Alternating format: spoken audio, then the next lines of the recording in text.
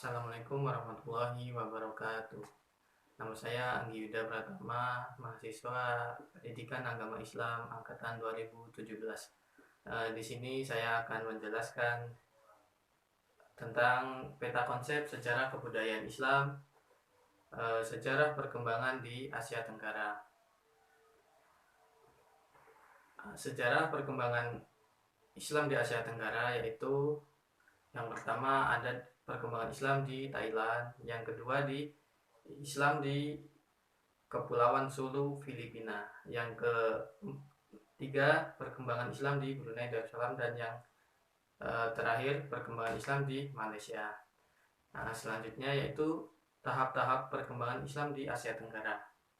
Yang pertama, kehadiran para pedagang Muslim. Islam berkembang melalui kehadiran para pedagang Muslim pada tahun 7 sampai 12 Masehi.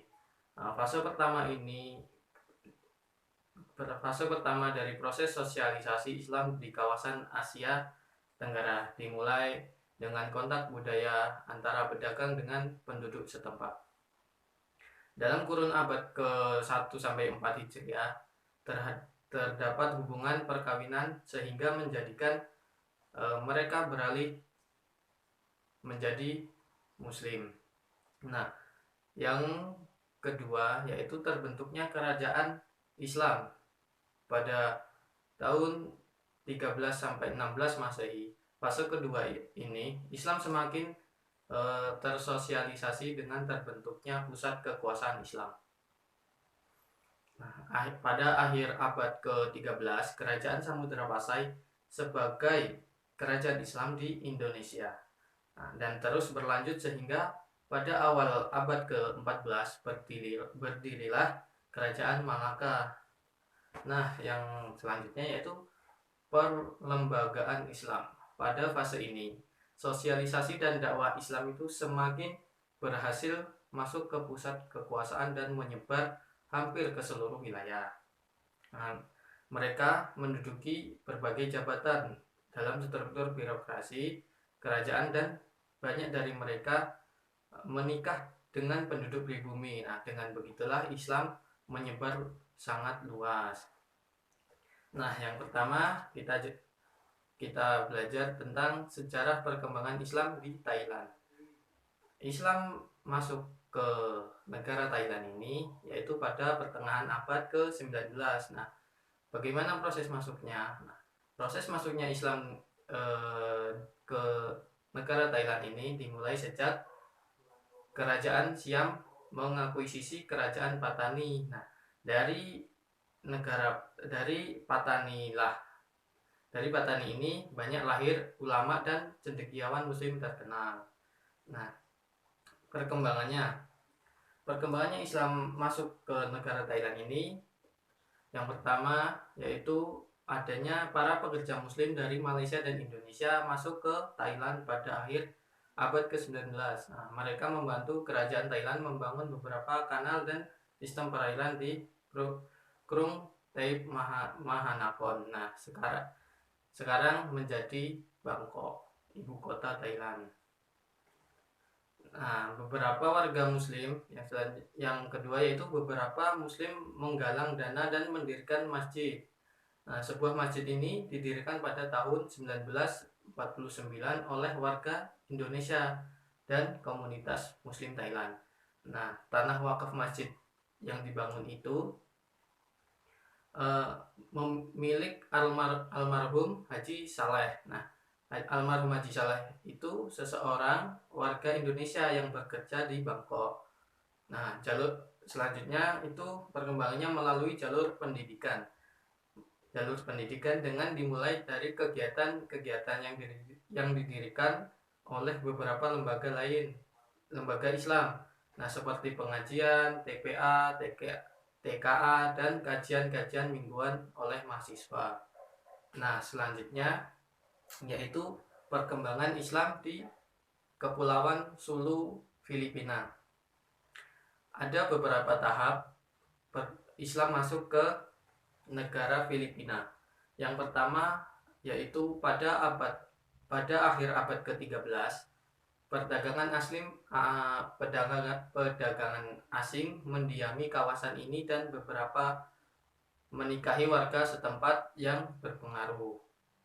Nah, tahap kedua yaitu pada abad ke-14, Muslim yang bertahap melakukan dakwah terhadap masyarakat setempat.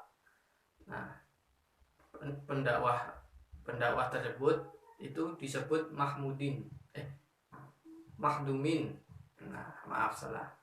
Nah, yang ke tahap ketiga yaitu pada abad ke-15, kedatangan Muslim Melayu dari Sumatera.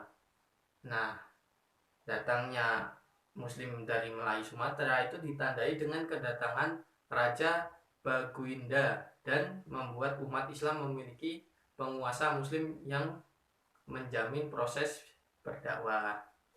Nah, pada tahap selanjutnya pendirian Kesultanan oleh Syarif Hashim. Nah, menjelang tengah abad ke-15. Nah, pada saat itu Islam menyebar dari daerah pantai ke pegunungan di Pulau Sulu. Nah, menjelang awal ke abad ke-16, hubungan politik dan perdagangan yang meningkat dengan bagian kepulauan Nusantara lain yang telah berhasil diislamisasi. Nah, menjadikan Sulu sebagian dari Darul Islam yang berpusat di Malaysia. Nah, pada akhir abad ke-16 dan beberapa dekade awal abad ke-17, persekutuan politik dan kerajaan Islam bertanggung untuk menghadapi bahaya. Nah, bahaya dari apa? Bahaya dari penjajah dan kristenisasi Barat dan para pendakwah yang terus kedatangan menjamin keberlangsungan Islam di Suhu hingga sekarang. Nah, yang selanjutnya yaitu perkembangan Islam di Malaysia. Nah, bagaimana proses masuknya Islam di Malaysia? Nah, proses masuknya Islam di Malaysia yaitu dengan adanya pedagang Gujarat dan kerajaan-kerajaan Melayu. Nah, mendakwahkan Islam ke Malaysia pada sekitar abad ke-19. Nah, asal usul masuknya yaitu asal usulnya adalah Gujarat, Malabar. Nah, Gujarat dan Malabar ini dikemukakan oleh Azyu Mardi Azra. Nah, bagaimana perkembangannya? Nah, perkembangan Islam di Malaysia yaitu Islam diterima terlebih dahulu oleh masyarakat lapisan bawah. Nah, kemudian berkembang dan diterima masyarakat lapisan atas atau elit penguasa kerajaan. Nah, Islam diterima langsung oleh elit penguasa kerajaan, kemudian disosialisasikan dan berkembang ke masyarakat bawah. Nah, perkembangannya melalui jalur perdagangan dan ekonomi yang orang dari bagian etnik dan ras yang berbeda-beda bertemu dan berinteraksi serta bertukar pikiran tentang masalah perdagangan, politik, dan keagamaan. Nah, yang selanjutnya yaitu perkembangan Islam di Brunei Darussalam. Nah, perkembangan Islam di Brunei Darussalam yaitu adanya Sultan Syarif Ali ketiga, Sultan ketiga. Nah, Sultan Islam terus berkembang. Nah, pada saat itu Islam terus berkembang sejak Malaka dikenal sebagai pusat penyebaran Islam jatuh ke tangan Portugis pada tahun 1511. Nah, para ahli agama Islam pindah ke Brunei. Nah, yang kedua yaitu selanjutnya dari Sultan Syarif Ali yang Sultan ketiga berganti alih kepada Sultan Bolkiah yaitu Sultan kelima. Nah, pada era Sultan Bolkiah itu kemajuan dan perkembangan Islam semakin nyata meliputi Suluk, Selandung, Kepulauan Sulu, Kepulauan Balabak, Pulau Banggi, Pulau Balambangan, Matanani, dan utara Pulau Palawan. Nah, setelah Sultan Bolkiah yaitu turun ke Sultan Hasan, yaitu Sultan ke-9. Nah, pada era Sultan Hasan sudah memiliki institusi pemerintahan agama pada tahun 1955, melakukan penyempurnaan pemerintahan dengan membentuk majelis agama Islam, atas dasar undang-undang agama dan mahkamah qadhi. Nah, sekian penjelasan dari saya tentang peta konsep perkembangan Islam di